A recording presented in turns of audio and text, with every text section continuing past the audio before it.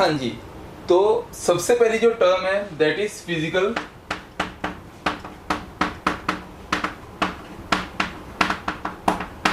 Quantity.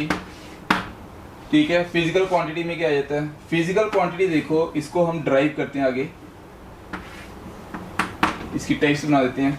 तो सबसे basic जो हम पढ़ेंगे सबसे पहले that is fundamental quantities, fundamental quantities. दूसरी जो है that is derived quantities and the last one is supplementary quantities.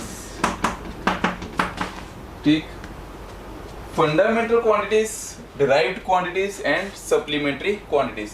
अब देखो फंडामेंटल क्वांटिटीज और डिराइव्ड क्वांटिटीज ये तो सबसे इंपॉर्टेंट में कंसीडर करेंगे। सप्लीमेंट्री क्वांटिटीज कौन सी क्वांटिटीज होंगी? ठीक है, जो एंगल, सॉलिड एंगल, ऐसी वाली जो टर्म्स आएंगी वो सारी की सारी सप्लीमेंट्री क्वांटिटीज में आएंगी। सबसे पहले बात करते हैं फंडामेंटल क्वांटिटीज के ऊपर। फंडामेंटल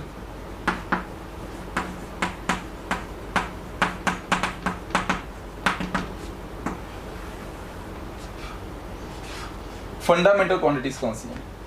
फंडामेंटल क्वांटिटीज वो क्वांटिटीज हैं जो एक स्टैंडर्ड मान ली जाती हैं। ठीक है, स्टैंडर्ड मतलब कि पूरा वर्ल्ड यूनिवर्स जिसको एक स्टैंडर्ड यूनिट मान ले, जिसको हम ऐसे ही standard, that is standard I international, systematic the international, इसको अलग अलग फॉर्म में अलग अलग नाम दिए जाते हैं, सिस्टमैटिक द इंटरनेशनल। ठीक है, तो ये ऐसे ही यूनिट्स भी कह देते हैं फंडामेंटल। ठीक है, तो यहाँ पे देखो सबसे पहले हम फंडामेंटल क्वांटिटीज में देखो क्या करते हैं, कौन कौन सी आ जाती हैं। There are 7 fundamental quantities, mass, length, time, quantity of matter, luminous intensity, ठीक, और टेम्परेचर। ठीक, ये 7 होती हैं फंडामेंटल, 1 2 3 4 5 6। ठीक है, mass, length, time, quantity of matter, luminous intensity, temperature and amount of substance. Quantity of matter को ये भी लिख देते हैं, अमाउंट ऑफ सब्सटेंस। ठीक, और देखो मास को जो मेजर करते हैं, मास को मेजर करते हैं किलोग्राम। ठीक है, लेंथ को जो मेजर करते हैं दैट इज मीटर, टाइम को that is second, quantities of matter ये आप केमिस्ट्री में सुनते हो ज्यादातर। क्वांटिटीज ऑफ मैटर क्या जाता है जो केमिस्ट्री में पढ़ते सुनते हो, शाबाश, इसको हम कहते हैं मोल। ठीक है, मोल क्या था आपने पढ़ा होगा, मोल जो सबसे छोटा यूनिट हम मानते हैं, ठीक है, मेजर करने के लिए। ठीक है, जिसको एवोगैड्रो नंबर के थ्रू आपने निकाला भी होगा 9th क्लास में। Luminous intensity that is candela, ठीक, कैंडिला CD। और टेम्परेचर को मेजर करने के लिए that is kelvin. Clear? There are 7 fundamental quantities.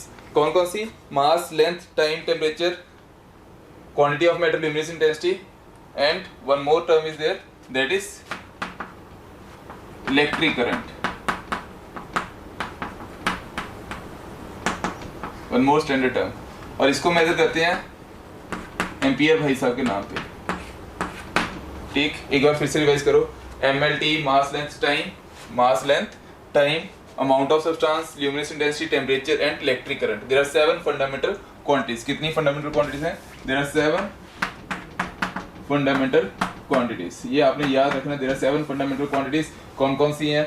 Mass, length, time, amount of substance, luminous intensity, temperature and current, electric current. ठीक, अब electric current को किस में मेजर करते हैं? शाबाश, इलेक्ट्रिक करंट को बिना देखे बोर्ड को नहीं देखना आपने, इलेक्ट्रिक करंट को मेजर करते हैं इन टर्म्स ऑफ एम्पियर, किसमें, in terms of ampere. Next mass को in terms of KG, length in terms of metre, time in terms of second, next amount of substance in terms of mole, and last one is second last is luminous of intensity in terms of Candela, and last temperature is in terms of Kelvin।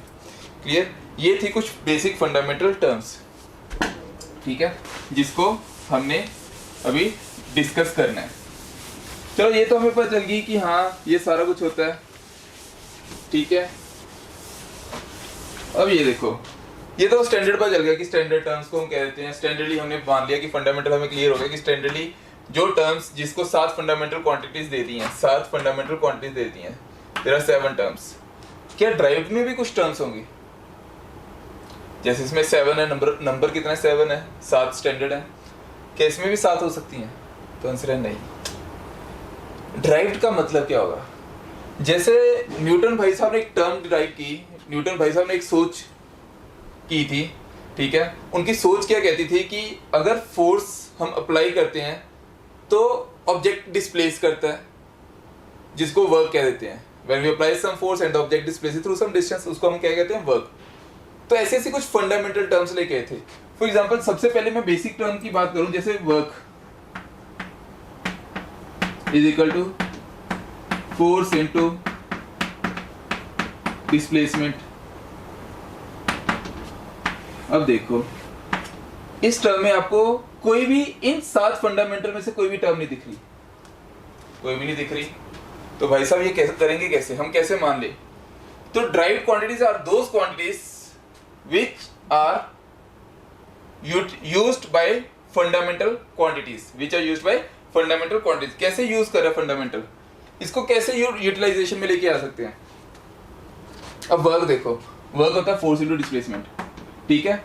Fundamental quantity से जो drive हो जाए that is called the derived units और derived quantities. अब fundamental किसमें है? Fundamental होते हैं मास, लेंथ, टाइम। वो क्वांटिटी जैसे वर्क को हम किस क्वांटिटी में ले आए? फंडामेंटल क्वांटिटी में, that is called derived units, derived quantities, ठीक। अब देखो फोर्स के क्या होते हैं? मास इनटू एक्सेलरेशन mlt -2 और डिस्प्लेसमेंट दैट इज l। तो ये क्या बन जाएगा? ml2t-2। हाँ ये तो हमने पढ़े हुए हैं, तो अभी हमने पढ़े हैं। There 7 fundamental quantities. तो यही बन रहा है, ड्राइव कर लिया हमने। क्या ड्राइव किया? कोई पर्टिकुलर वैल्यू को किस टर्म में ले आए?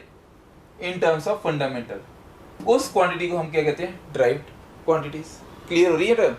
अब देखो ये बड़ी इंपॉर्टेंट टर्म है ड्राइव्ड क्वांटिटीज। इससे हमें पता चलता है कि हाँ एक फॉर्मूला इससे ही ड्राइव हुआ है, जिसको हम कहते हैं न्यूमेरिकल वैल्यू का मल्टीपल विद बड़ा unit, bigger unit is equal to numerical value into small unit. यहां से ड्राइव होते हैं ये। जैसे ये जो यूनिट आई हैं, ये जो यूनिट आएंगे यहाँ पे वर्क के जो यूनिट आएंगे, ठीक है। वर्क के यूनिट जैसे जे आ गया, जूल, ठीक, क्या आ गया? जूल, और न्यूटन मीटर। ये तो बड़े यूनिट हैं जिसको हम एसआई यूनिट कहते हैं। कौन सी यूनिट कहते हैं? SI unit. इसको अगर छोटे यूनिट में बनाना हो, ये big unit, bigger unit.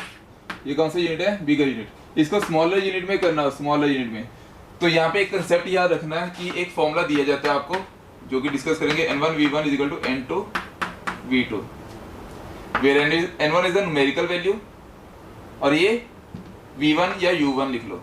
u1 लिखोगे तो आपको कंफ्यूजन नहीं होगी। u मींस यूनिट, ठीक है।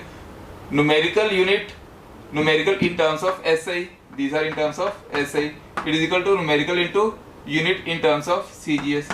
इसका मतलब ये हुआ कि 1 जो है, अगर न्यूमेरिकल वैल्यू जितना यूनिट बढ़ता जाएगा, जितना यूनिट बढ़ता जाएगा, उसकी न्यूमेरिकल वैल्यू उतनी कम होगी अगर वो बैलेंस कंडीशन में रखना चाहते हो। इसका मतलब ये वाली टर्म कम होगी और ये वाली टर्म, ये देखो, कम बड़ा इज इक्वल टू बड़ा और ये कम। अब ये देखो लॉजिकली भी ये समझ आ रहा होगा आपको। अगर मैं कह दूं 1 kg, ये छोटा है 1, n कितना गया, एक। यूनिट क्या है, kg, क्या है, kg। 1 kg equal to n2 u2। n2 क्या आएगा, n2 क्या आएगा, 1000 ग्राम। ये क्या होगी, बड़ी वैल्यू, और ये क्या होगी, छोटी वैल्यू।